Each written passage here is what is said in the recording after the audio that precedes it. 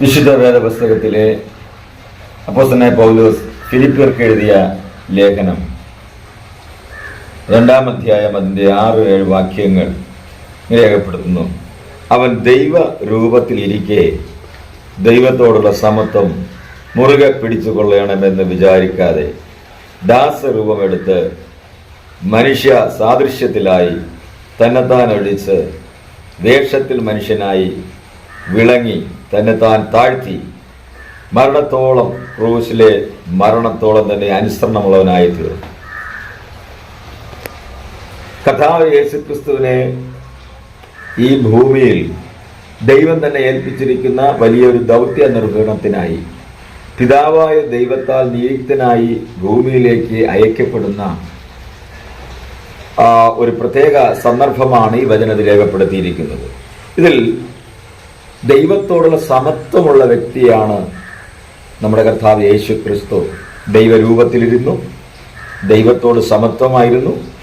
എന്നാൽ ആ ദൈവിക സമത്വത്തോടും ആ ദൈവിക രൂപത്തോടുമുള്ള ഏകീഭാവത്തിൽ ആ സ്വർഗീയ പർദീസയിലെ അവകാശത്തിൽ അവിടെ നിന്നും മനുഷ്യന് വേണ്ടി അല്ലെങ്കിൽ മാനവകുലത്തിനു വേണ്ടി തന്നെ താഴ്ത്തി ഒരു മനുഷ്യ സാദൃശ്യത്തിലായി മനുഷ്യ വേഷമെടുത്ത് മരണത്തോളം, വിശുദ്ധ വചനം പറയുന്നത് ക്രൂശിലെ മരണത്തോളം തന്നെ താഴ്ത്തിയ ഒരു താഴ്മ, അത് മാനവകുലത്തെ നേടുവാൻ വേണ്ടിയാണ് തന്നെ താഴ്ത്തിയത്.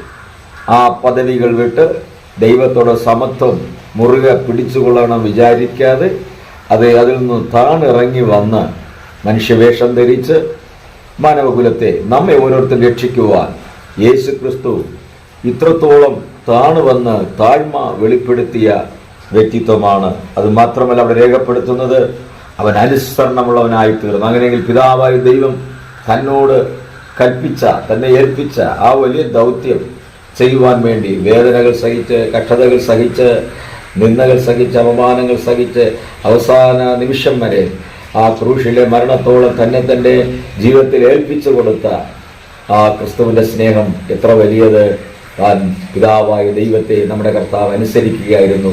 അതേ എൻ്റെ കൂടപ്പിറപ്പുകളെ, ക്രിസ്തുവിൻ്റെ ആ സ്നേഹം തന്നെ താഴ്ത്തുന്ന, വിനയപ്പെടുന്ന, അവസാന തുള്ളി രക്തം വരെ ശരീരത്തിൽ നിന്ന് ചീന്തപ്പെടുന്നത് വരെയും, അതേ ജീവനെ ഏൽപ്പിച്ചു കൊടുക്കുന്നതുവരെയും, മരണത്തിൻ്റെ ശക്തികൾ തൻ്റെ മുമ്പിലേക്ക് വെളിപ്പെടുന്നതുവരെയും, ആ മരണത്തെ ജയിക്കുന്ന അധികാരശക്തികൾ വെളിപ്പെടുന്നവരെയും താൻ അനുസരണമുള്ളവനായി പീഡനങ്ങൾ സഹിച്ച്, വേദനകൾ സഹിച്ചെങ്കിൽ ക്രിസ്തുവിനെ സ്നേഹിക്കുന്ന, ക്രിസ്തുവിനെ ആശ്രയിക്കുന്ന, ക്രിസ്തുവിൽ വിശ്വസിക്കുന്ന, പ്രത്യാശിക്കുന്ന പ്രിയപ്പെട്ടവരെ, ദൈവവചനത്തോടും ക്രിസ്തുവിൻ്റെ വചനത്തോടുമുള്ള അനുസരണം, അതേ കർത്താവിൽ യേശു ക്രിസ്തുവിൽ വ്യാപരിച്ച അതേ താഴ്മയും അനുസരണവും നമ്മിൽ വ്യാപരിച്ച് ക്രിസ്തുവിൻ്റെ വചനത്തെ അനുസരിക്കുവാൻ, കർത്താവിനെ സ്നേഹിക്കുവാൻ ദൈവം നമുക്കും ഓരോരുത്തർക്കും കൃപ നൽകട്ടെ.